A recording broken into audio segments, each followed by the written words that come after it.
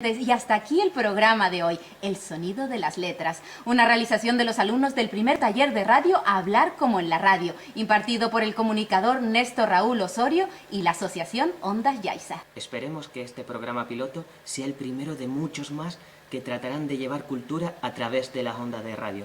Suerte con esto y adiós.